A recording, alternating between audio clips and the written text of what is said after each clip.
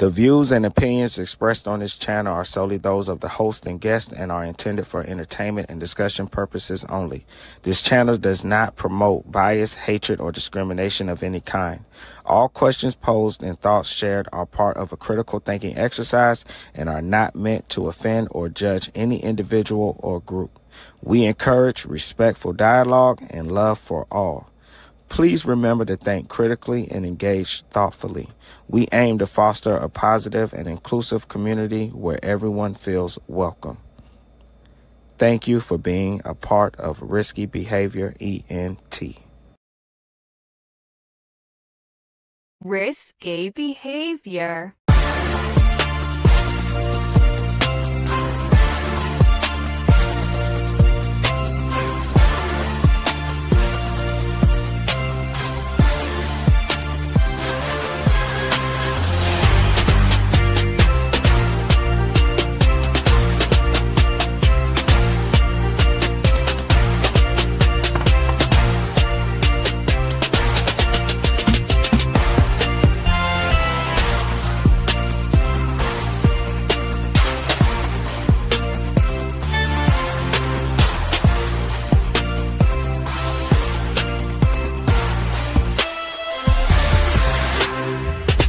Risky behavior.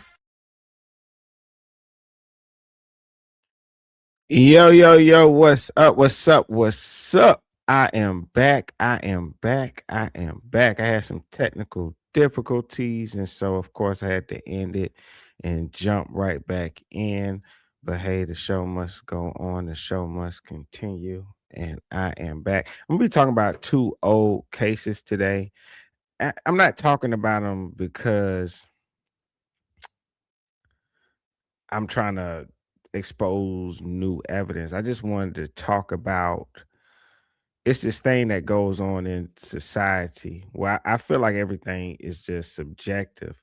Even when it comes to justice, people who we see as victims, people that we see as villains, I find that if we don't like a person, we could sometimes dismiss them as being a victim, so to speak. You know, what's up? I got my brother, Mr. T, up in the building. What is up, brother? How you doing? How you doing? All right. So, if you're reading the title for today, when it is when the community turns away the deaths of Telvin Osborne and Christian Obumseli. And I hope I didn't butcher the name, but these are the two black men that were dating white women that were killed by those white women. And because of those, both of these brothers had, I ain't gonna lie, they had some fucked up tweets. They was bashing black women on the internet. And I gotta say, it seemed like the community rejoiced um when these brothers were murdered, killed. Let me go ahead and share my screen and bring it up. And why I'm talking about it is because people can't let it go. I was on Threads and people are still tweeting and threading about these cases. They are constantly they're still coming up.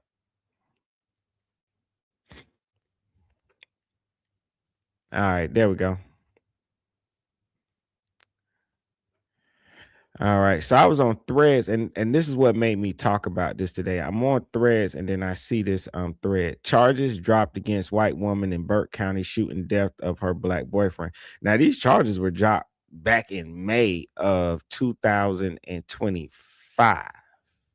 You know, but people still having conversations about this and still talking about it. And this is from today. You can see 19 hours ago. The case was presented to a grand jury on April 24th, but the grand jury decided not to pursue formal charges. That doesn't necessarily mean formal charges can't be filed later, but Williams appears inclined to follow the grand jury's lead, right? Here goes somebody right up under that. I'm just mad that the gas prices keep going up every day, right? So they're basically letting the person know, hey, we don't really give a damn about this case. This black guy was dating this white woman, bashing black women, and we don't give a shit. Okay. And so that's what I wanted to talk about. Should we be that way? And I'm not making this to judge nobody. I'll share my honest feelings at the end of this. Also, as you come in the room, if you could thumbs up, it's free, don't cost you a thing. If you thumbs up the video, put me in the algorithm. If you're new to the channel, make sure you subscribe. Don't forget to hit your notification bell. And also they got the new hype feature. So, but I'm not, hey, I understand you only get 3 of those a week. So I get it. If I ain't your favorite yet, you probably got somebody else you want to hype up, and that's all cool with me. So today I'm going to dive into 2 cases that shook the culture, not just because of the violence, not just because of the racial dynamics, but because of the uncomfortable truth underneath both stories. 2 black men died at the hands of their white girlfriends, 2 cases filled with contradictions, privilege, and questionable investigations, and 2 men who, before their deaths, publicly disrespected black women. The same community that historically fights the hardest for justice. So this episode isn't about dragging the dead. It's about examining the risky behavior that shaped these tragedies, the risky behavior of the victims, the risky behavior of the women involved, and the risky behavior of a community that sometimes withholds empathy based on personal feelings, because justice is not emotional. Well, at least it shouldn't be. It's not selective. Well, at least it shouldn't be. And when we decide someone doesn't deserve justice, we repeat the same system that has denied justice to black people for generations.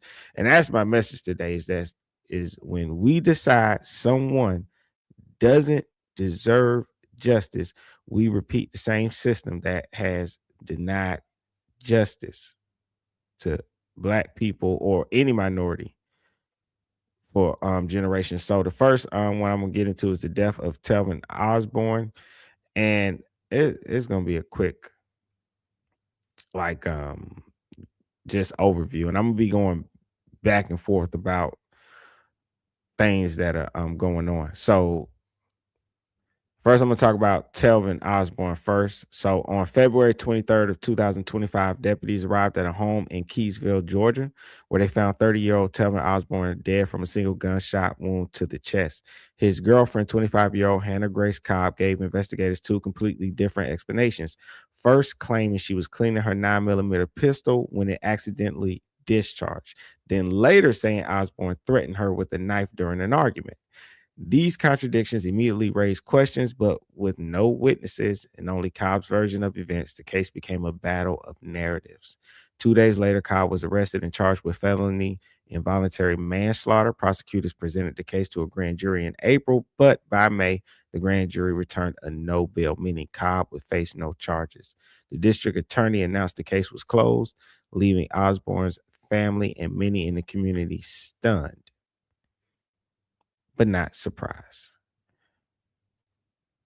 All right. And this is just, I'm gonna play some news clips to just jog memory, I guess.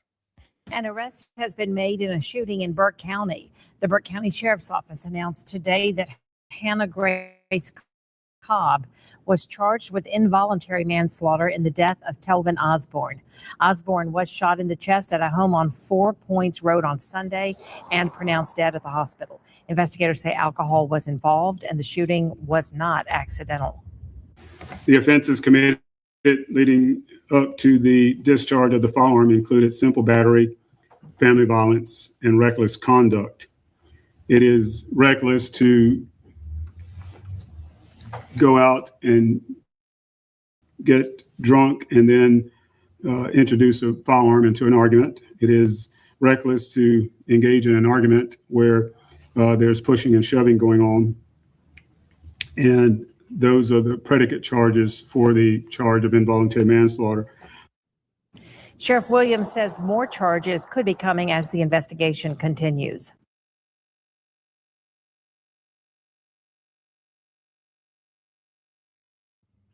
All right, and this is just Thanks, showing the Michaela. charges Huge development got this evening in a Burke County case we've been following since February. A grand jury, has chosen to not indict Hannah Cobb, who was accused of shooting and killing 30-year-old Telvin Osborne.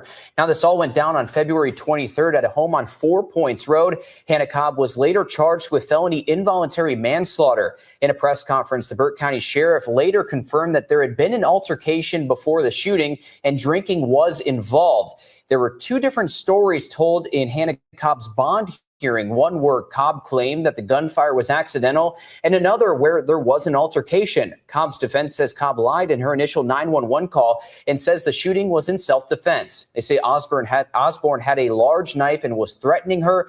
The latest news is that in late April, a Burke County grand jury decided not to indict Cobb, which now means the case is closed. That does not mean that formal charges won't be brought up in the future or could be brought up in the future. But District Attorney Jared Williams says the case is done for now. The grand jury has spoken. Augusta still working. Mm-hmm.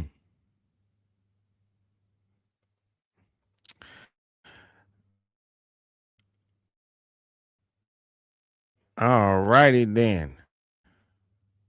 Turning now. All right, all right.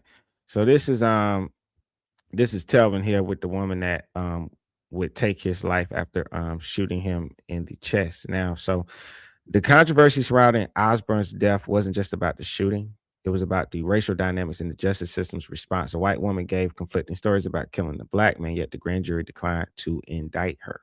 Many saw this as another example of the South's long history of protecting white defenders at the expense of black victims.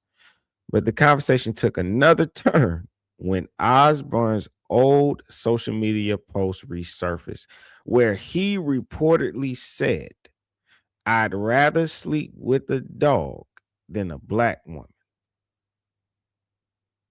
I repeat, old social media posts resurfaced, and his words were, well, what he typed was, "I'd rather sleep with a dog than a black woman." And the actual post is longer than that because he added on to that and says, "And the dog better be white." So when Osborne's post resurfaced, the reaction was immediate and it was divided. Many black women expressed deep hurt, saying they felt no emotional connection to his case because he had publicly disrespected them. Others said they felt conflicted, grieving the injustice, but unable to ignore his words. A smaller but vocal group argued that regardless of his comments, a black man was killed and deserved justice. This split revealed a painful truth. When victims alienate their own community, the fight for justice becomes complicated, even when the facts are clear. All right. Let me get over into this article. Shout out SR Warren says Telvin would be pleased with the verdict. Or he say he would be pleased with the verdict.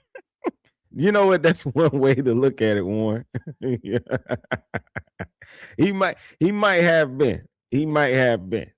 I'm just here to have a conversation. I don't feel no either way about it, to be honest with you. There's nothing none of us can do about it. But I do wonder, like, are we able to because it's always when you talk about like morality, justice, things like that, we want to say there's no emotion. But I think it is. I think there is an emotion there. All right. So this is an article from Where Is the Buzz titled Telvin Osborne once said he'd rather sleep with a dog than a black woman. Now he's dead, and social media has thoughts. I don't know. The way they wrote that was kind of fucked up. Oh man, let me zoom in a little bit. Did I do that right? All right, so. All right, here, stick with me. All right, the fatal shooting of Telvin Osborne has ignited a storm of reactions across social media, not only due to the circumstances of his death, but also because of his past comments disparaging Black women. Many online users have expressed mixed feelings, with some showing no sympathy for Osborne, citing his own words as evidence of deep-seated self-hatred. All right. So here that I guess they're covering all right, so they recover his death in this article, saying Telvin Osborne, the 30-year-old father from Burke County, Georgia, was shot and killed by his 28-year-old girlfriend, Hannah Cobb. And they say he was a father. I wonder, because, people say these things come from self-hate, and I wonder, was his baby mama black or something? Maybe, he had a bad experience, and he did like most people do. They get on the internet and they lash out. Anywho, initially, Cobb claimed the shooting was accidental, stating she had been cleaning a firearm after a night out at the club. However, after further investigation and mounting public outrage, authorities charged her with involuntary manslaughter. Okay, so we already know what happened with that. They charged her, but took it to the grand jury. They dropped the charges. All right. Let's get into the controversial comments resurface. Following news of Osborne's death, past statements attributed to him began circulating online, sparking heated debates. A resurfaced quote allegedly from Osborne stated, "I'll F a dog before I F a black." Oh, so he said the B word. Yeah. "I F a dog before I F a black B. It gotta be a white dog, though." And I'm saying it like that because that's how he typed it. So, well, you can see it right here. They kind of got it blurry. Probably because it's just a very negative post. I can't believe somebody would say it. But it says here it was posted by someone named Tevin Tremaine D. Lakes. Says this N-word here, say he'll F a white dog before he F a black girl. So somebody and this not there was it wasn't just the women that obviously was getting on him, because you got men that's calling him out too. Probably because what he said was goofy shit. You know what I mean? So yeah. Shout out my brother T, says he brought that on himself. When you say you do it to yourself, what they say, T? What's that saying? I heard somebody say it when they was battle rapping. When you find yourself it's like a play with words. When you find yourself on the concrete, it'll be your own dumb ass fault. Like, asphalt. When you find yourself on the ground, it'll be your own dumb ass fault. So yeah. He's a hard brother to defend. The next brother that I'm gonna do, I think, is even worse. I think his is kind of even worse, right? Because I think he should have seen it coming. So I'm gonna get through this, then we'll get on to him. So it says this statement, along with other remarks praising white women while denigrating black women, has fueled a polarizing response to his death.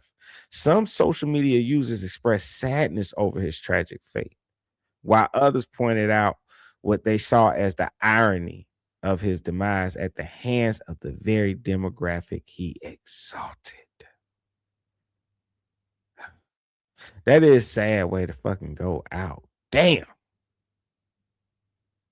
I mean, and I'm not even being funny. I'm just saying, like, just, when you think of a person like, oh man, like what was their last thoughts, and you looking up at this person that you've exalted and that you have lifted up, and that's the person that shoots you and kills you. Because honestly, it wouldn't matter if she did it on purpose or by accident. It's still crazy to be killed by the thing you love, be it accident or on purpose. So this article also covers social media reactions. The online response has been overwhelmingly critical, with many users condemning Osborne's words and suggesting that his fate was the result of internalized racism. One Twitter user expressed disappointment, revealing a personal connection to Osborne. Quote, "This one hurts because this is my man's family, but I still got to tell the truth. Old boy Telvin was on some coon shit with his praise of the white women's. I think all of them from the South or something. Women's. Anywho, this is just like that Nigerian dude that got poked up by his white blessing. Then we found all the Akatas damn tailbow. I don't know. That's how it reads. I don't know. Some people type crazy sometimes, and then when you quote them, it just come out weird. But the Nigerian dude is who we're gonna be talking about next. And because all these cases came back to back, and you can imagine it's already like, especially like in the black community, it's already like a diaspora war, right? Then you got the gender war, right? Then you got the divestors, right? Then you got the swirl movement, right? And so it's a bunch of black man versus black women bullshit online every day, all day, right? You got them. Oh, I forgot. You got the passport brothers, right? You see what I'm saying? You got the passport women too. I think they just maybe a smaller, less talked about group, right? But so you got these two cases, two black men like hyping they white women up, talking shit about black women, and then both of them to be killed. It's just crazy. And I don't think black women wasted any time in throwing up their W's. And then for other men that push, like me, I push black people coming. I push all people coming together, right? You have men like me that push people coming together. Well, I didn't attack these brothers online, but you have some brothers that stepped out there and didn't maybe necessarily attack, but felt the need to open their mouth and be honest and say, hey man, these brothers was on some goofy shit. And perhaps they brought it on themselves. Just maybe. Shout out my brother T in the comments says, yeah, he's a goofy cause and effect because you choose to express hate and use hate to fuel your decision to be with that woman. That hate was returned to you by what you love. Effect. Man, that's bars right there. And you're absolutely correct. He built the relationship all based off hate. How else was it supposed to turn out? And what's weird to me is that for the people that stay in relationships like that, like say if I was dating a white woman, right? And she was online talking shit about white men and all this, to me, it would make me feel weird. And so I would think it would equally make the other person in the relationship be weird. It's like, are you with the person because you care about the person? Or are you with the person because you hate your people? And you're putting that person in a dangerous position because you're using them. You're weaponizing your relationship is what you're doing. And you're using them as like, and so all you're going to do is cause that person to be attacked. You see what I'm saying? Versus as presenting your relationship just as a loving relationship, and you're not using it to knock or put anybody else down. Shout out to T says you would have been safer with a black woman. Hell, even that white dog. He said maybe he should have went and got the dog because he'd be alive right now. Another user explicitly called for black women to withhold sympathy, pointing to his past remarks. This is something that's very common that we see now on social media, where you'll have any group of people reach out to other members of that group and say, hey, y'all, we got to move on code. That's another thing. Also, I want to remind everybody while I'm having this conversation, not beating up or bashing the dead. I will give my opinion at the end. So this person is quoted as saying, black women, remember to drink water and mind your business when it comes to sympathy for Telvin Osborne being killed by his white girlfriend, Hannah Cobb. He hated you and left the proof. Good riddance to both of them. A different perspective highlighted the broader issue of self-hatred disguised as preference. Quote, I don't care about anyone having preferences. I have one. But there's something wrong with most black men who have a preference, as they almost always invariably say things like this. And look what happened to him. Hashtag Telvin Osborne. And she's not even a pretty white woman at that. Right. And see what I mean by weaponizing your relationship. And you can see in the quote,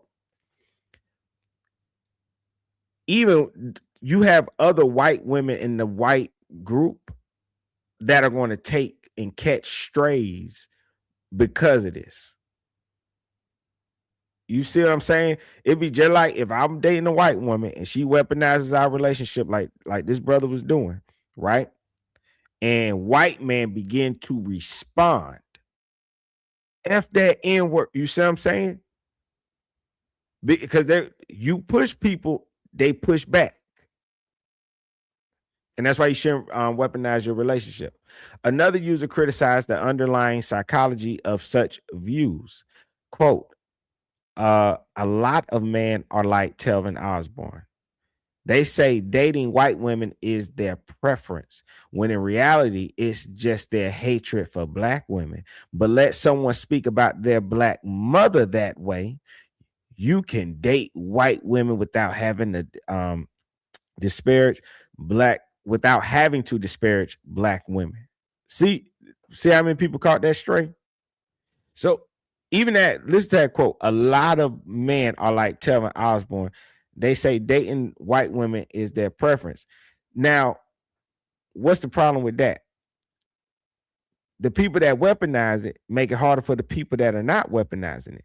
You could have grew up in a town and just genuinely, naturally ran into somebody in the grocery store one day and y'all started dating and y'all were compatible and y'all just fell in love.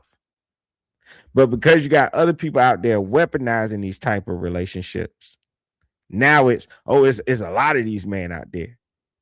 And some people might see you in public and assume you one of those guys. Right? And then tie that into he look at him. He over there with that white woman. He hate black women. Don't know the guy at all. Oh, yeah. Then look what it says. Someone speak about their black mother that way. Then they bring your mama into it. So then you also must have a bad relationship with your mom. So it's like a ripple effect when it comes to all this shit. All right. So we know we didn't get no justice. I'm gonna move on to the next guy. Let's see. Shout out to Warren, says the full story of their relationship explains a lot. And brother T says sympathy is for those who deserve it. You can provide sympathy to whoever you choose. You don't have to be sympathetic to someone based on shared race, religion, gender. Agreed. Also, if y'all hear like this noise that's my chair. It's not me passing gas or anything. So if you hear some like weird noise, it's my chair. I gotta put some oil on this damn chair. I had this chair for a while, but I refuse to get rid of it. My apologies. All right. Oh, and before I get into let me go through some of these I'm gonna just show you, like, go over some of these comments under these posts to show you just people just do not care because they know this. They know what this brother put out there into the atmosphere and on social media. So I already read the comment where it was said that the charges against his girlfriend, Miss Cobb, the charges was dropped. And you have a person that came up under here that says, I'm just mad that gas prices keep going up every day. In other words, don't give a fuck. I'm more worried about the gas. Somebody responded with a Trump meme to that because of him, whatever. Malik says very misunfortunate to see black skin become a victim of generational white hatred while they were publicly known for hating black skin and women. Sambo dies with the house in every scenario. Okay. Here goes another person. Don't care. So that comment said he was a Sambo. Next comment, oh, what y'all doing tonight? It's raining. In other words, don't care.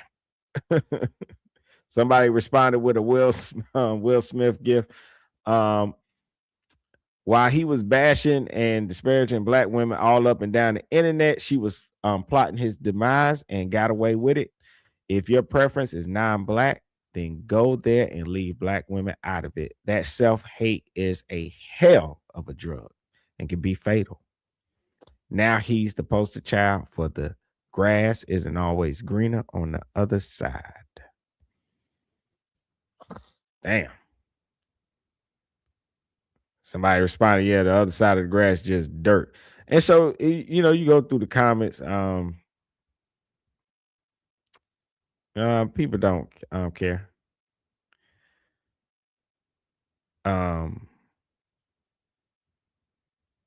So Dave, and this is another thing that happens, like, right, is in the black community where it's like it's kind of like a way of saying you giving up a person to go to the other side. And so you had this meme of white people in there discussing something and black people on the outside, but inside the room is just white people's business. So it just is a way of them saying he's white people business. He was on that side, he wanted to be on that side, he wanted to blast black women.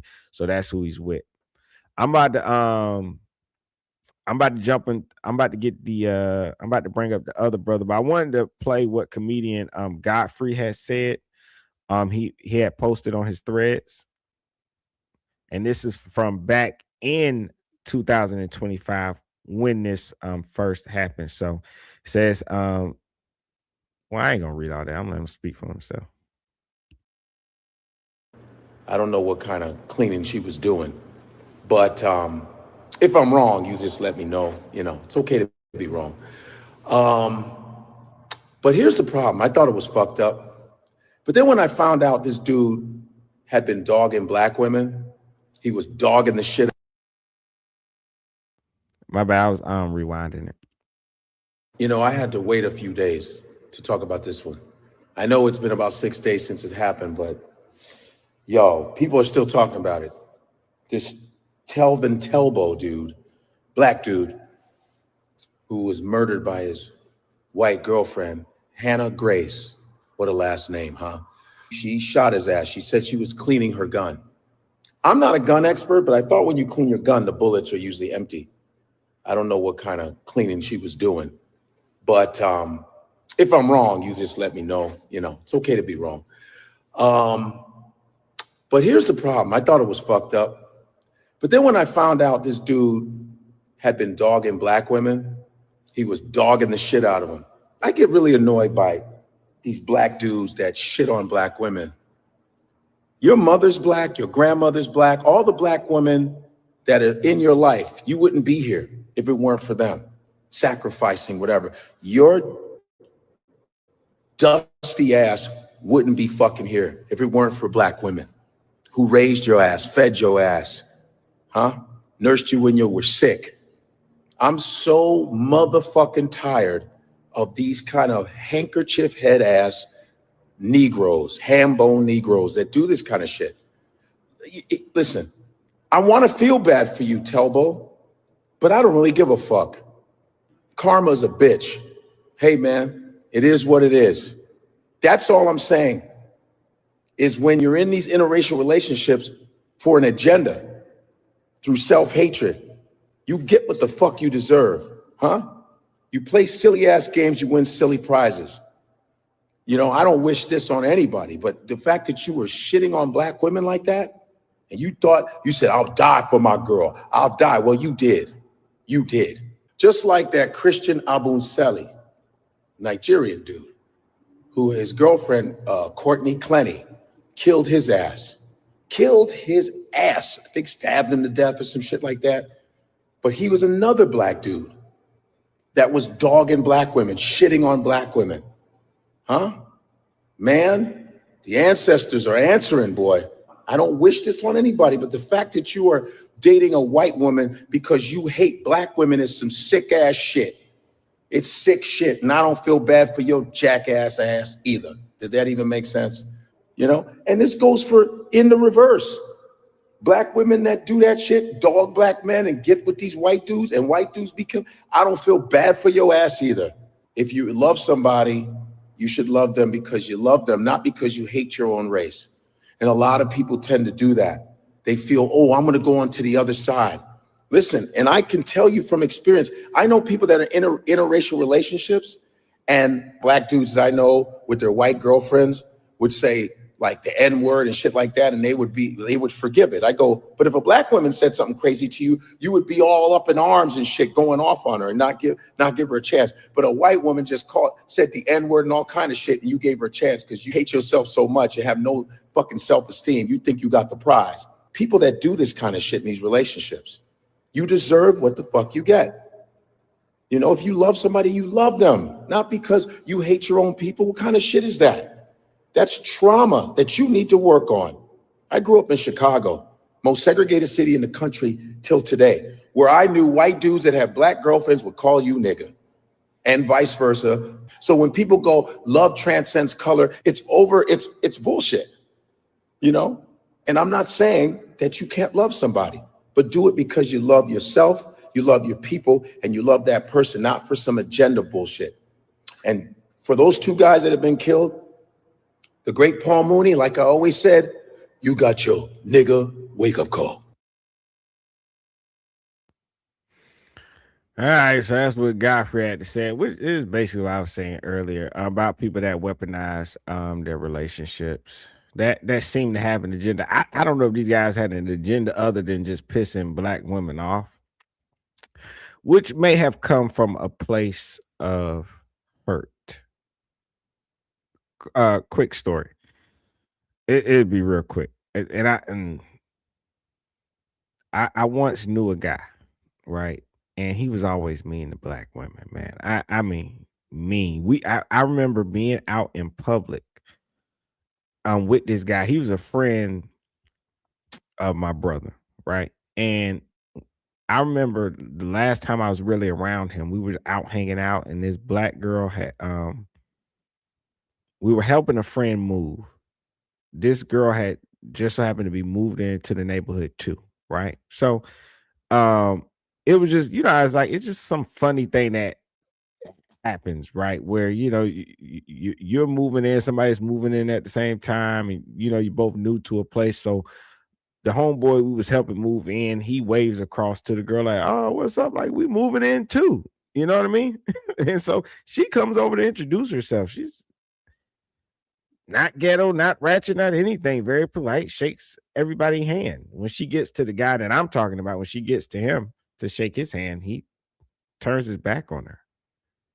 And it gets really awkward. And she's like, "Did I do something wrong?" And he goes, "Oh, nothing. I don't talk to your kind." Right.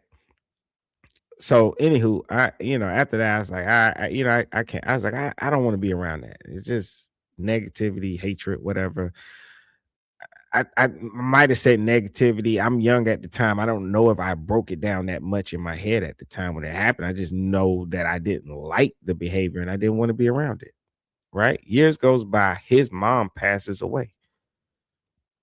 I go to the funeral. When I go to the funeral, I'm hearing about him and his mom's relationship, how it was such an amazing relationship. They was like best friends.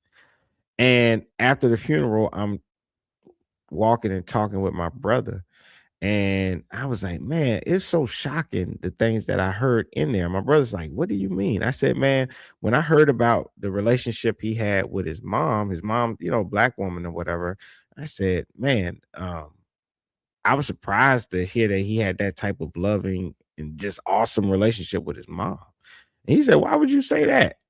And I was like, man, he don't like black women, man. You remember like all the stuff he did and said? And he was like, oh, he's like, bro, he said, I never told you why he liked that or why I think he liked that.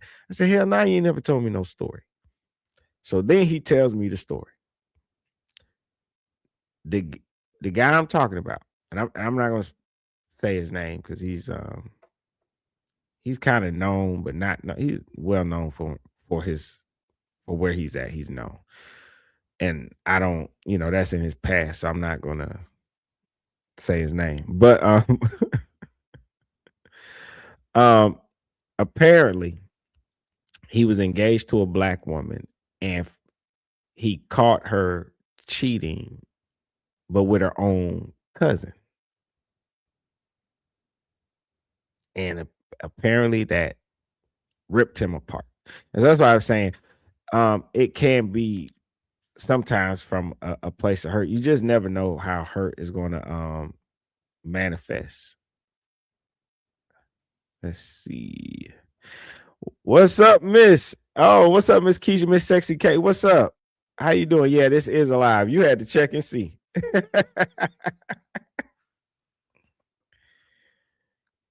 Yeah, sometimes, sometimes I be doing them pre-recordings just because, I want to put some content out and, but yeah, I'm live. I'm here. Let's see. Shout out to Brother T, says there's nothing wrong with interracial relationship when it's genuine, but when it's out of hate, someone's going to take a heavy loss. What'd you say? Also, you said Godfrey is right about Chicago too. It doesn't seem intentional, but it is. Now everyone kind of mixes and mingles, but I remember when I was a shorty, it wasn't like that. And shout out T also says some dudes definitely let their white girlfriend say the N-word too. I know they do that. I know they do that, brother. And he also said they don't do it around me because it took one time and one phone call to my little cousin to stop that BS. Had blend that bit. Yes, Miss Keisha, I'm here. You say you had to check. Yeah, man, I'm here. Shout out to Eugene, said he's not FBA. Oh, you talking about Godfrey? Yeah, Godfrey, Africa. Where are you from in Africa? Where is he from in Africa? I don't know. Shout out to Warren. He said this is the first I've heard about passport women. Oh, when I mentioned, man, you ain't Warren. You ain't seen like, man. I think people don't talk about them because they be like these older women, and they be going to hook up. I know. I watched one video. It was talking about like these. It was mainly like white women going over to Jamaica, like paying these dudes, sleeping with them. But you have these women, they go to these other countries and stuff. I just don't know if it's that many of them. I think people just ignore them. Or it's just normalized because people will usually just call it a girls trip, like the infamous girls trip. And they go out the country and stuff. But yeah, you definitely got women going over to sleep with these guys and stuff. They got a whole market, man, of I think, but you know what? People usually don't even talk about male prostitutes until like the Diddy trial. People really never bring them up. But a lot of male prostitutes, women definitely travel and go out the country and be sleeping with men. Yes, they do it all the time. Oh yeah, Miss K. I see you changed your name. Yeah, that's why I had messed up. At first, I was like, Miss Sexy K, Miss. But yeah, I can tell you had because you had the same picture. Shout out T said he thinks Godfrey is Nigerian. Okay, Eugene said yeah, and he's Nigerian. Yeah, talking about us. Eugene, he always put on for the black people. I get it. It's his audience. It took me years. Godfrey been around for so damn long. It took years before I realized he was African. A lot of people, because when you're young, growing up and stuff, I just see somebody, I'm like, oh, they black. That's all I think about. You know what I mean? All right, so moving on to the next guy, which is the death of Christian Toby. Oh, I don't know how to say his last name. It's Obumseli.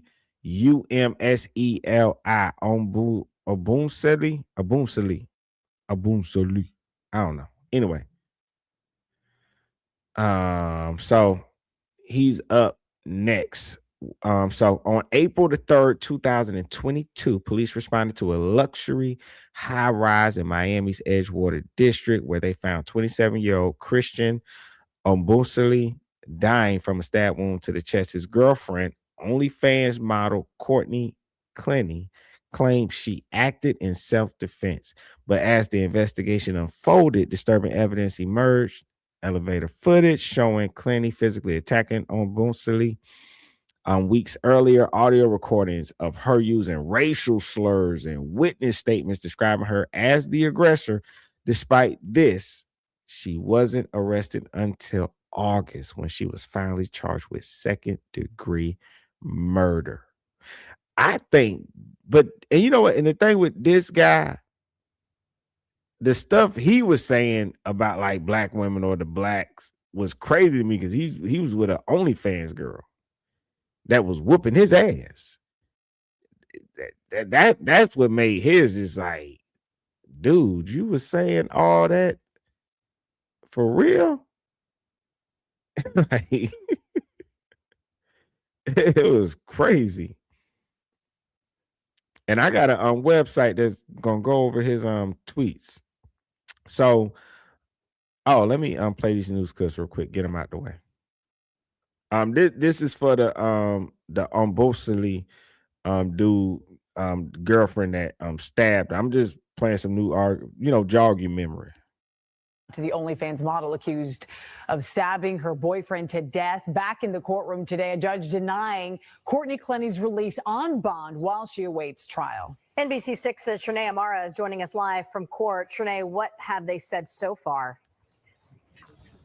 Yeah, that ruling came down just minutes ago, and a lot of back and forth inside the courtroom from the defense team as the judge denied allowing release or allowing bond for Courtney Clenny as she awaits that murder trial. But let's go to some video because I want to give you a visual look at exactly what happened inside the courtroom. Now, a big issue here for the judge, whether there is a flight risk for that OnlyFans model accused of murdering her boyfriend. The judge ultimately siding with prosecutors denying her release as she awaits trial for the killing of Christian Obumseli. Clenny came out just before 11 this morning, cuffed in her red jumpsuit. She sat and spoke with attorneys ahead of the hearing, wiping back tears as families on both sides, her family and the Obumselis, waited in the gallery for the hearing to begin. The judge cited concerns, including the possibility of a flight risk in her denial of bond, which Clenny's defense objected to, arguing that she doesn't have the money to be a flight risk. But on the other side, the family attorney representing the Obumseli says they are satisfied by this ruling. The evidence was clear that she has no money left in her bank accounts. Part of it was used to purchase a home, which... Who gives a fuck if she ain't had no money? I just want to rewind it, man. You saw she was jumping on that man. Like, what the hell? Oh, okay. Let me rewind it real quick. Like this.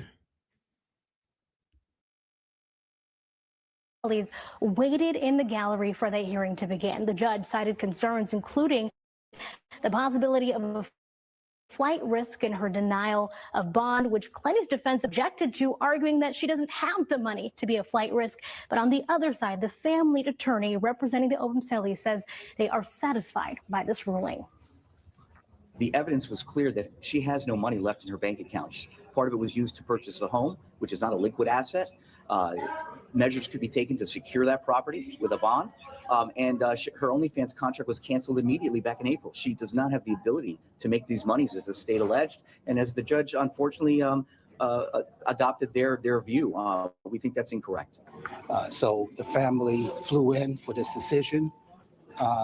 They are very grateful, and their faith in this system has been renewed.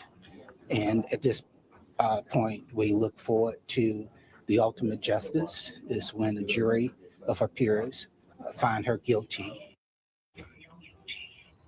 Now, Clenny, the former OnlyFans model, her team went on to maintain that they believe that she was a victim of domestic violence. They also say this judge's ruling prevents her from getting the necessary treatment for PTSD that she needs. On the other side, the Obumseli's attorney says that he was the one who was the victim. The next court date is February 6th. For now, reporting live, Shnaei Amara, NBC6 News.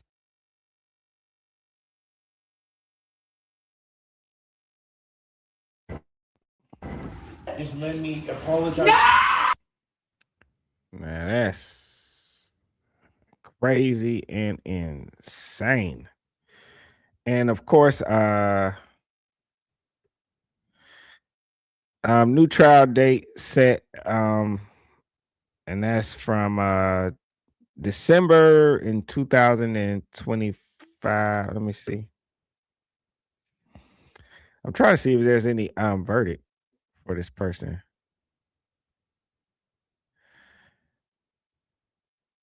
I don't even think they've finished up everything yet.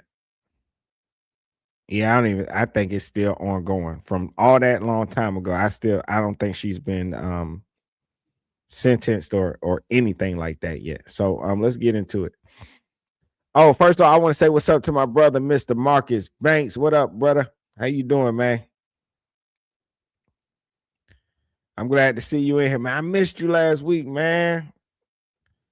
We was talking about the freaky mayor that was getting kids drunk at the pool party, man. Shout out to Miss Keisha says, Miss K said she was the victim and he had the stitches. Exactly. She beat the hell out that man. I don't know how she could ever be confused for a victim. Yeah, right. Yeah, right. Let me see. All right, where am I at now? Go to my y'all know I be going to my notes. All right. So the now. So she's charged with second-degree murder. Of course, people are now like, oh man, white woman kills a black man. And it's all this evidence of her being aggressive, her attacking him, beating him up and stuff. But let me tell you, the controversy intensified when Obumseli's old tweets resurfaced, where he reportedly said things like, my bad, my phone's ringing. That pisses me off. I hate when them spam people, man, they get on my nerves. They need to do an investigation into them people. Now, the controversy intensified when Obumseli's old tweets resurfaced, where he reportedly said things like, black women are not my type. That's begin quote, end quote, begin quote. He also said, I can't stand black women. And that's confusing to me because you was dating a white OnlyFans girl that was beating you up. Why would you have something against black women? That it just makes no sense that he would say these things. Now, these statements reported by BET and News One created a cultural divide similar to Osborne's case. Many black women felt emotionally detached from the story, saying they couldn't rally behind someone who publicly rejected them. Others argued that regardless of his tweets, the evidence pointed to a pattern of abuse and a violent death that demanded justice. And to be honest, I get what those black women are saying. Does he deserve justice? Yeah, he was murdered. They're just saying you're not going to get me to march down no damn street about it. The police just going to have to do their job.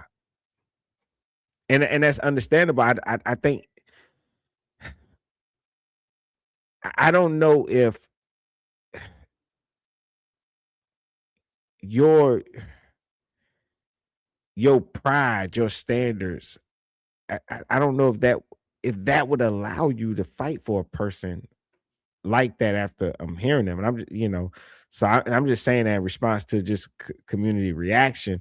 I'm trying to offer understanding for both, from both sides. Shout out to brother T in the comments, says, yeah, there's no way these dudes have no self-respect whatsoever. Ain't no way I'm staying with a crazy bee like that. It take one freak out with all that screaming and I'm out.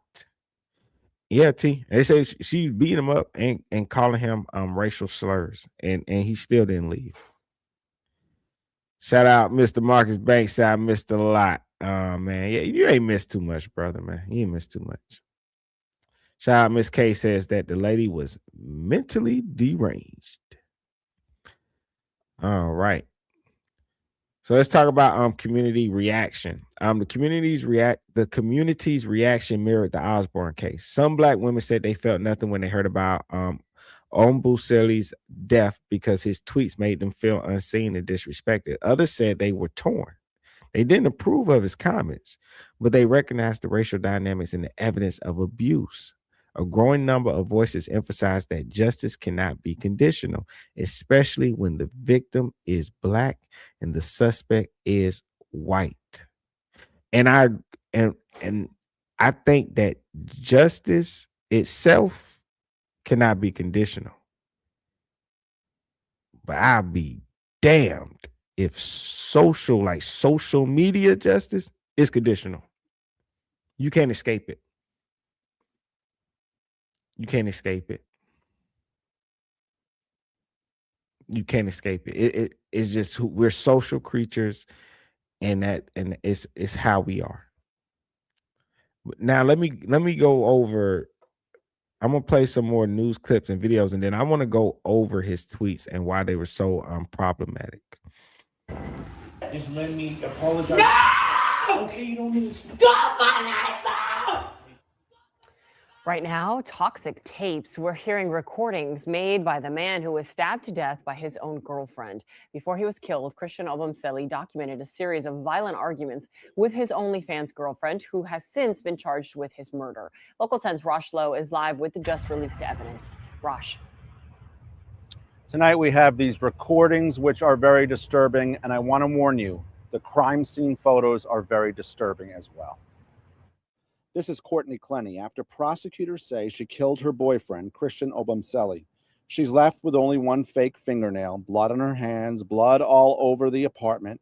These are the crime scene photos, one by one, showing the carnage. The defense maintains she was a victim of domestic violence. Pictures of her hands taken to see if there were any defensive wounds. And now additional new evidence. Obumseli was recording Clenny in the months leading up to his death on his phone. Take a listen. But you hit me. Shut the fuck up. And listen to this racial expletive. Once again, the defense saying this was self-defense. Prosecutors arguing otherwise. They say this death was not an accident or done in self-defense. And now we are getting a close. And hold on, I want to rewind that because I don't like the whole macho shit. And you talking about Black women. Where is it at? Let me see. Did I skip over it? Let me see. Watch. I don't like the whole macho shit. And you talking about Black women and all this other stuff. And this woman just straight up punking you. It is insane to me. Offensive wounds. And now additional new evidence. Obumseli was recording Clenny in the months leading up to his death on his phone. Take a listen. But you hit me. Shut the fuck up. And he said, but you hit me. And she goes, shut the fuck up, bitch. And he just shuts the fuck up. And listen to this racial expletive. Once again, the defense saying this was self-defense. Prosecutors arguing otherwise. They say this death was not an accident or done in self-defense. And now we are getting a closer look at the scene where Christian Obumseli lost his life. Obumseli was stabbed in the chest, and at the end of the day, the jury will have to decide in this case whether this was self-defense or second-degree murder. Man, you know what? I look at that crime scene and then I look at her after the crime scene. I'm trying to figure out a way to say this, right? It's like he was like this was his drug, like his addiction. I see no evidence that he even fought back. It was it looks as if he let her take his life. Like he was that into that woman. Like, you know what I mean? That's crazy. Shout out to my brother, Mr. Marcus Banks. Yes, please, man. Thumbs up the video, like and share, subscribe. If this is your first time, don't forget to hit that notification bell.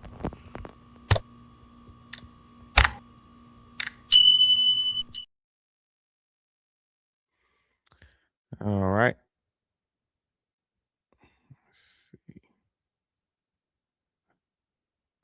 Welcome to Risky Behavior. ENT.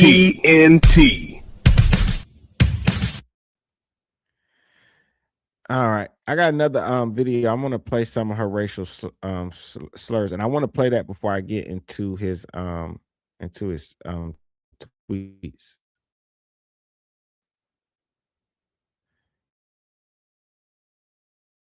Shout out Law and Crime Network. This is from Law and Crime Network, I believe. Get up! All right, the title of this audio is audio catches OnlyFans model calling boyfriend racial slurs weeks before she killed him. Just months before she stabbed her boyfriend, OnlyFans model Courtney Clenny called him a string of racial slurs. Yes, thank you. Coming from Georgia, thank you. The newly released and disturbing audio was recorded by Christian Obumseli, who was later stabbed by Clenny and died as a result of his injuries. I am so sorry. So shut up and let me slap you. The recording captures an argument between the couple about someone Obumseli ran into while on a bike ride. Get off of me! You literally talked to her without telling me! Courtney, I was on a bike ride and she passed me and I said, hi, you and Courtney are having a live chat. My bad, I forgot to tell you that. That doesn't make you to act and call me a The audio of this argument was recorded just months before Obumseli was stabbed on April 3rd. I'm so sorry.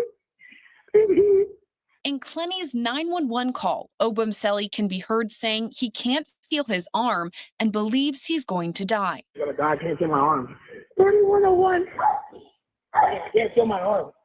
4 months after Obumseli died, Clenny was charged with second-degree murder in his death. Since then, body camera video of a separate domestic incident was released. It took place just days before Obumseli's death.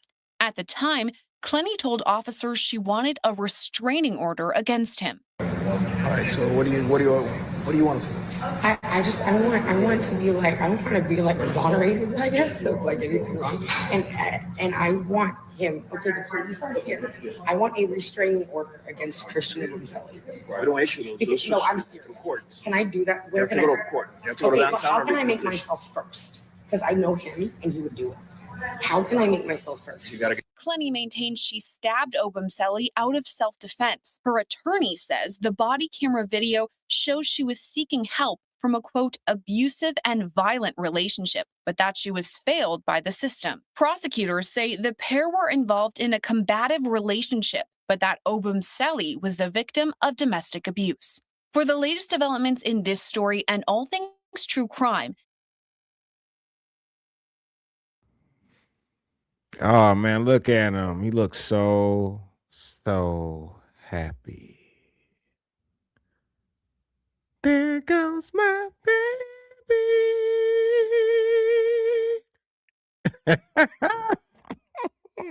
It's so funny, man. Look, when you see these people mugshot pictures and how they actually look, it is so different from the filters, man. Like, the fuck out of here. That ain't how she look. Oh man, what's up? Warren says, shout out to Warren says, there are some men that didn't get the attention they wanted from a particular demographic and chose the other that gave them the attention.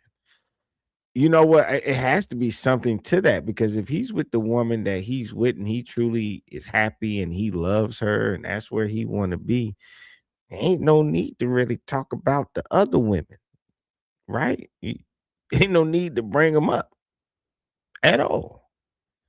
No need to bring them up.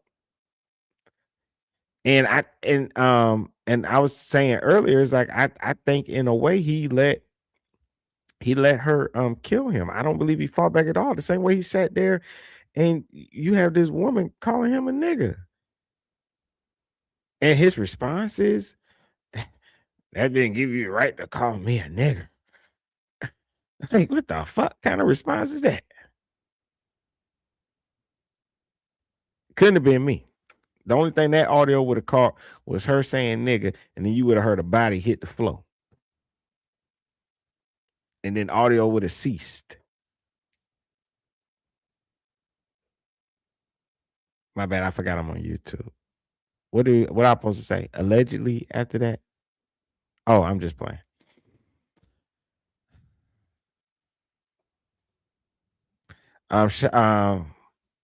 Shout out Miss K says, whatever, she probably planned this. Yep.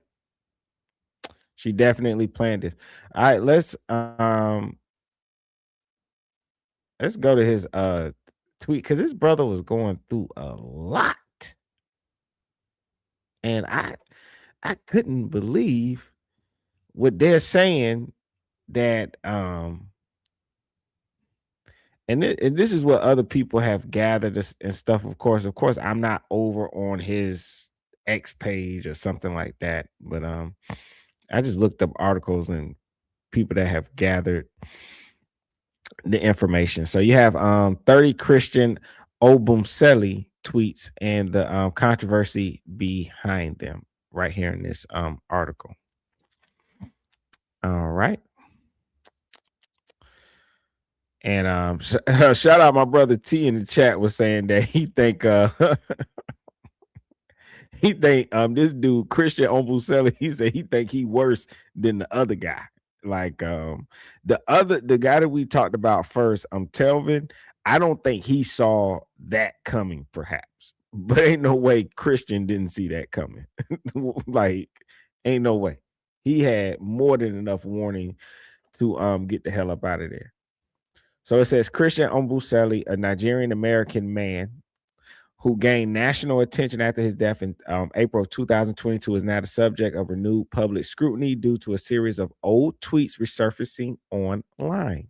These tweets, posted between 2011 and 2020, show a repeated pattern of remarks that criticize, generalize, and in some cases demean Black women while expressing a preference for white women. The post includes statements about appearance, behavior, stereotypes, and race-related jokes. And something that comes to my mind, and this is a conversation for another day. I probably need to get some information together and see, right? Because I don't know that because he's Nigerian, does he even see himself as Black? And I know who was that bringing up? I think Warren brought that up earlier when we was talking about Godfrey and Eugene. I don't know if we can feel betrayed if these people don't identify themselves as Black, I guess.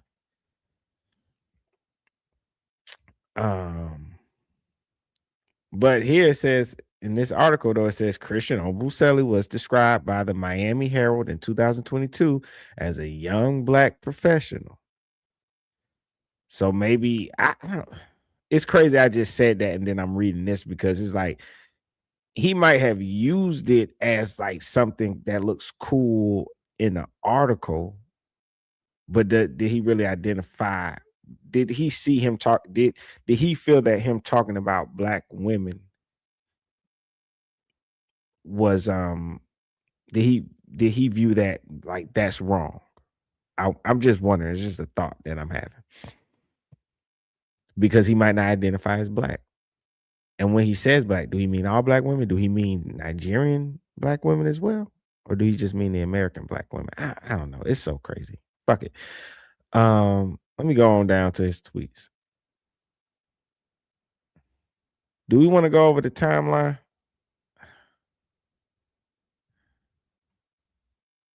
Let me see. I guess I will. My bad. Forgive me, y'all. I'm stumbling. I'm coming up with different arguments while I'm doing this show, and I'm gonna stop doing that. I'm just gonna go ahead and do what I was gonna do, and I'll make another video if I want to break down some other stuff. All right, so Christian Obumseli was he was described as a young black professional, a label that accurately captured his identity with a minimal online presence. He lived largely outside the spotlight until his name became associated with a disturbing and ultimately fatal relationship. Toby was murdered by his girlfriend, social media influencer Courtney Clenny, in what authorities have since described as a violent and toxic relationship. So Courtney Clenny, known online as Courtney Taylor, was a 26-year-old Instagram and OnlyFans model at the time of Toby's death. With over 2 million followers, she was known for her party lifestyle. Her past included 2 DWI arrests in Texas, first at 18, then again at 25, reflecting a history of reckless behavior. She now faces a second-degree murder charge and remains in custody. Toby was 27 years old when he was fatally stabbed in the chest by Clenny on April 3rd of 2022 inside their Miami luxury apartment. Police arrived after a 911 call and transported him to the hospital where he died from his injuries. Clenny admitted to the stabbing shortly after, claiming it was an act of self-defense. She said she threw a knife at him, but the timeline of injuries raised doubts. She threw the knife at him. Who is she, Yotsu Mitsu or somebody? She couldn't do that much damage just throwing it, and she knows that. All right. So earlier that day, Toby had left the apartment, returned with food. Within 12 minutes of his return, an argument erupted, allegedly triggered by jealousy over a brief greeting he gave to a female neighbor. During the confrontation, Courtney's mother, who was on the call with her daughter at the time, overheard yelling. The stabbing occurred soon after. Investigations uncovered a long pattern of domestic violence. Courtney had contacted police several times in the final month of Toby's life to report abuse. However, texts, photos, and videos later recovered from Toby's iCloud told a different story, one where he was frequently the victim. In 2021, he reported being stabbed in the leg and suffered a head injury. That's crazy. I don't know why he would stay in this relationship at all. And while staying in this relationship, be online talking shit about black women. And this goes back to where we were talking in the chat where we were feeling like she might have planned this, because if she was contacting the police at the time, trying to report him it seems like she was trying to build up a reason as why she might need to protect herself. It just so happened it didn't work.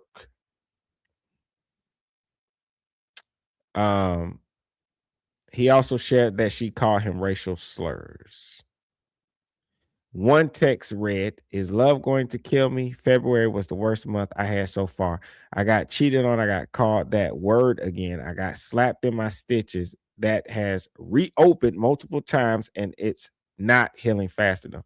So he's online talking bad about black women while living with a white woman who calls him nigger, cheats on him, and beats his ass.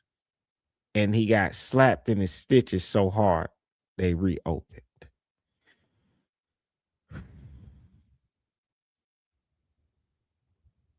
This is insane. It says Toby's mother, Chio, learned of his death the next day and someone called about his status as an organ donor. Family and friends later said he had become increasingly isolated since entering a relationship with Clenny, a sharp contrast to the caring and dependable person they had known. I don't know how caring he had to be for his tweets to be what they were on the internet. I don't get that. And he wasn't that isolated if people could pull his tweets up.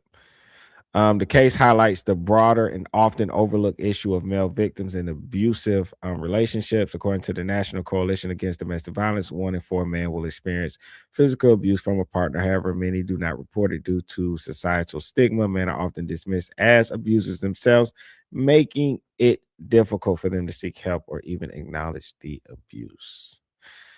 Anywho, let's get on to these. Let's get into these tweets, the good stuff. Toby's case shows that abuse can happen to anyone. The signs were there, but overlooked. Assumptions about victims can delay help and make situations worse. Anyway, stating a preference. So this is Toby. This is something he tweeted, and this is back from 2011. And he tweeted out, "Want a white girl, #help."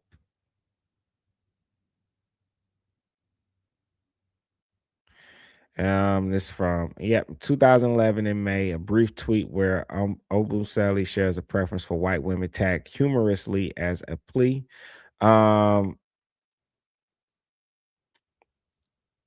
This next tweet, they're titling it "Loud Black Self." So it says here he tweeted, well, here is the tweet. "Martin show is just too funny. Gina be hating too much with her loud black self. #typical." He was just putting weird shit, wasn't he? Right.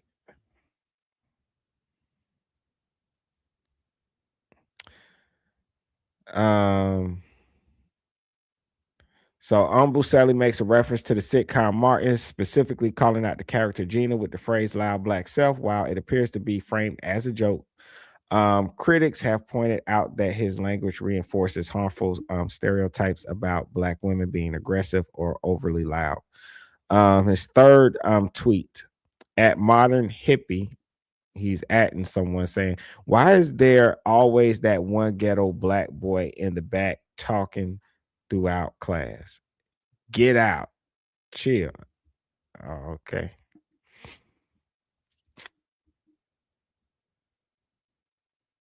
Okay. Number 4 is rejecting black girls. He tweeted, "Can't believe #OOMF thinks I talk to black girls when I don't." Okay. This tweet reflects a dismissive and derogatory attitude toward black girls. It reinforces negative stereotypes and promotes exclusion based on race, which many found offensive and harmful. Number 5, his tweet says, "OOMF, black girls are born knowing how to shake they ass. Me, honestly, I don't care. They not my type." Wow.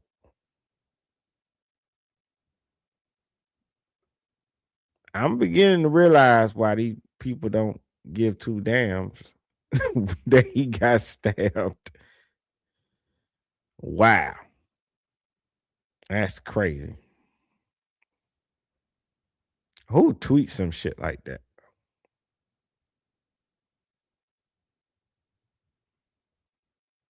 Shout out T says it's about black American women though, not a Nigerian. So, okay, so you feel like he's only going to be targeting. He wouldn't probably target Nigerian women, especially with his family. He'd probably get in trouble. So yeah, I agree with you.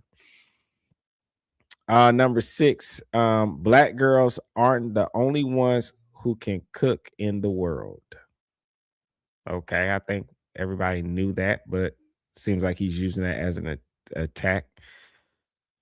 It says this tweet drew attention for its dismissive tone towards black women, though likely intended as a general opinion. Many later viewed it as unnecessarily divisive and disrespectful.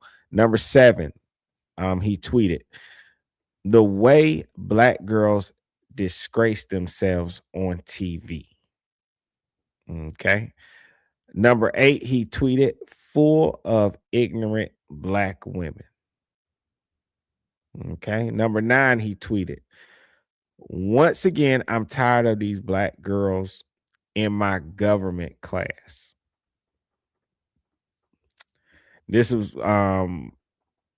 Pierce, he tweeted this back in 2012. Number 10, I don't know what. Oh, it says he tweeted at Tony Patron Akata. It says Akata is a controversial term, sometimes viewed as derogatory when used to describe African Americans. He uses it without context or explanation. Number 11, he tweeted, "White girls wearing white booty shorts everywhere. Now that's what I'd like." Okay. Number 12, thirst of black people. Okay, so he tweeted, the thirst of black people in college, shaking my head. I don't know what he some of these tweets we don't even know what he's talking about though. Number 13, he tweets, when the beautiful white girls hashtag at I don't know what's that. Hashtag ATPLANOEAST wear yoga tights. I guess that's at a gym or something like that. So he's in love with, he's overly in love with white women, and he's like, it just seems fake the way he's tweeting and putting this stuff. It's like, but above that, he's talking about the thirst of black people, but he's online. Like, this is just a thirsty ass comment to put.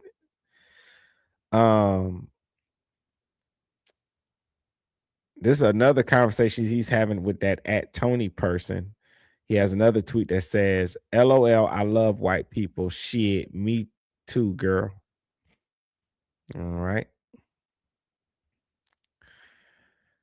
Number 15, we have him doing tweets where he's responding to race to a racist joke.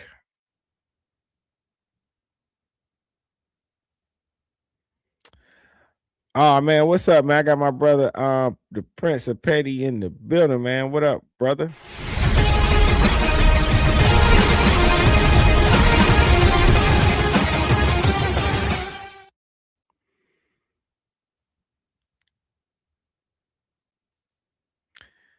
All right, let me continue to get through these tweets. All right, so Hoover says at the funny racist, I wish black people could take a joke. I'm really not racist, okay? But they put old KKK like the Ku Klux Klan. Like, it's not that we can't take a joke. It's just that shit ain't funny. It's not clever. Like, it's not clever. Now, or some people just have poor delivery, right? At Toby Obumseli, heard that. Now, here he goes. At Mad Hoovers, which is that, heard that. LOL, I guess I have to prepare for a racist joke every day from you, huh? Wow. Hoover responds, maybe a couple. Here he go. All right, Thug Boss, I guess I have to find something for you every day starting now. I guess, is this how he flirted? Like, or maybe he had a kink and he was in the race play too, because I don't know. He had his girlfriend that stabbed him to death was calling him nigga. He didn't find no issue with it. All right, number 16, talking about white girls and culture. He tweeted at Stuart Little, LOL, I can teach a white girl a little about the African culture. All right, it's number 17th tweet. It's funny when my buds think I get offended when they say I black joke. Probably the last person to care about that nonsense. All right. Obumseli downplays racial jokes, indicating he doesn't mind them even when they are offensive. Number 18, comparing women by race. At Molly Mann, he tweeted, white titties over black titties, just saying. Ha. Okay. Obumseli publicly made a racially charged comparison between women's bodies, prioritizing white women over black women in a sexualized manner. Let's see. Number 19th tweet, criticizing Black Lives Matter timing. Football can be the time venue for let's see. So he tweeted, football can be the time /venue for breast cancer /military /DV awareness, but bring up Black Lives Matter and it's not the time. LOL. This tweet stands out for a different reason, challenging the hypocrisy of social cause timing, though tone is unclear due to LOL. Okay. It's number 20 tweet is smiling more, breathing more. This tweet reads as a peaceful affirmation, but it's marked with irony considering Obumseli's violent death in 2022. CBS News later reported on Clooney's arrest for second-degree murder, uncovering a history of abuse. The phrase might reflect a coping mechanism in the face of unseen personal stress.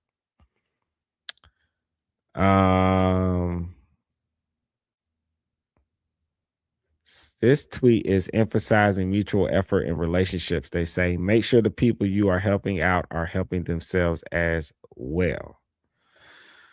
This reflects a belief in mutual effort in relationships. After his death, the advice stands in stark contrast to reports of ongoing abuse, including a 2022 elevator altercation and a 2021 Las Vegas charge, raising questions about whether he was applying this wisdom to his own life. Of course he wasn't. And this tweet ain't from that long ago. It's from 2019.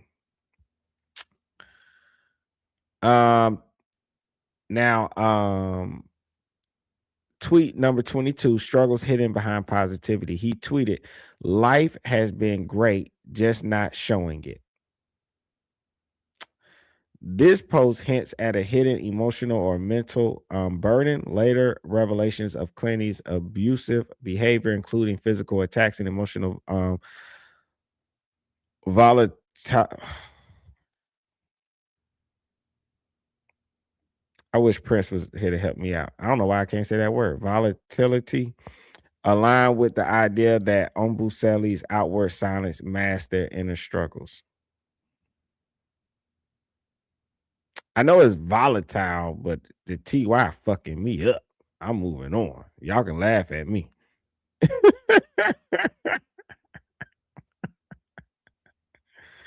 Yo, T be like, yo, that English is kicking your ass.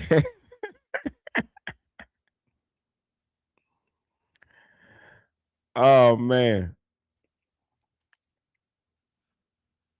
Let's see. I'm trying to see that he put any more other racial tweets in. Yeah, I mean, pretty much it's, the rest of these tweets is just pointing out the hypocrisy. I mean, basically he's just full of shit, to be honest. And it is what it is. For a guy to be tweeting all that stuff and to end up with the woman that he ended up with is just insane to me. I cannot comprehend it. I think definitely somebody hurt his feelings. I know a part of Black culture, there's this saying where it's like not Black enough, not Black enough, not white enough, kind of like that feeling of not fitting in. I'm pretty sure he probably liked the Black girls back in college or something like that. Some of his tweets were him expressing frustration being in class with Black people. And so maybe, in college, maybe he struggled when it came to dating Black girls, and a way to get over that was to pretend like he never liked them at all. So I'll diss him. I act like I'm not interested in them, and I'll go after this other group of people, and I'll put them over you, and I'll just pretend like I never liked you, and I never wanted you, and I never wanted to date you, because it's easier than just admitting that you want to be with them. So I think it boils down to just him not being able to handle rejection when he was younger.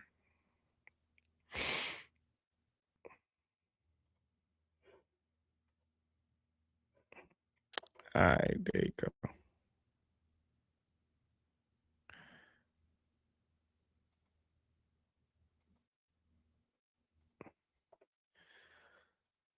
Oh man, where am I at? Okay. Now this is risky behavior ENT. So I want to give my analysis of the risky behavior. Number one is the risky behavior of the victims. That's Christian Obumseli. And the other victim is Telvin Osborne. Both Osborne and Obumseli engaged in behavior that alienated the very community most likely to advocate for them. Their public comments about Black women created emotional distance, and their relationships with partners who displayed aggression put them in dangerous situations. This doesn't justify what happened to them, but it explains why their deaths sparked more debate than unity. Their choices placed them in vulnerable positions, both socially and physically. Number two is the risky behavior of the community. The community's reaction also revealed risky behavior.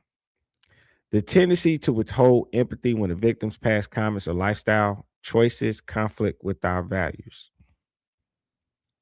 This selective outrage is dangerous. When we decide someone doesn't deserve justice, we reinforce the same system that has historically denied justice to Black people. Justice cannot depend on whether we like the victim. Justice must be consistent or it becomes meaningless.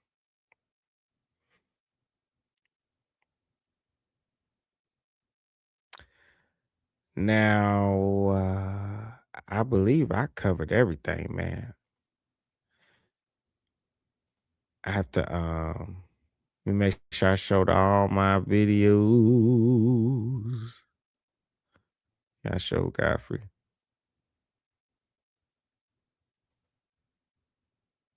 Yeah, man. It's so honestly, I'm on both people's sides, but that's why I split justice down the middle. I think they deserve justice when it comes to legal justice. I would not say they deserve justice when it comes to social media, because I cannot tell a group of people that you've been disrespecting online, running their name through the motherfucking mud. I cannot lie to those people and tell them they should care about you. And I just want to say that before I give my final thoughts. But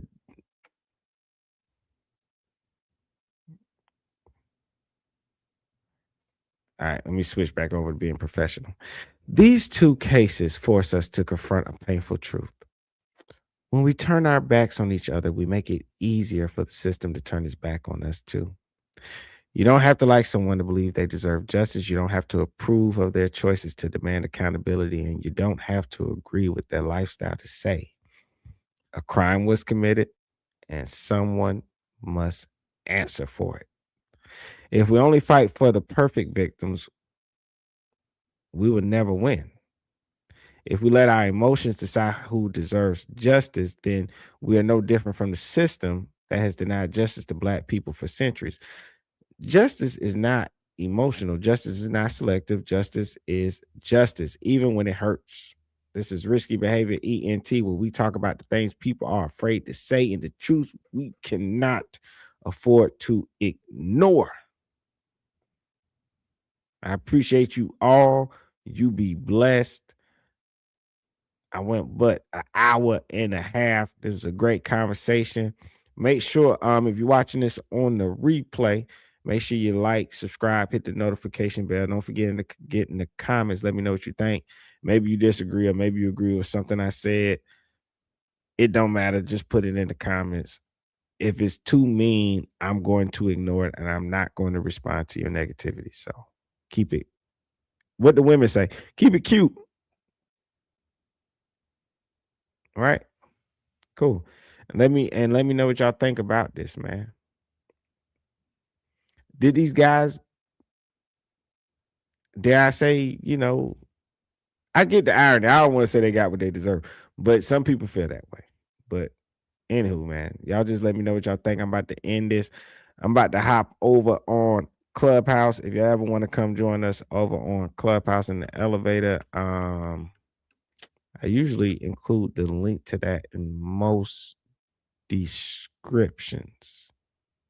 So anytime you want to do that, you can. I'm about to head out.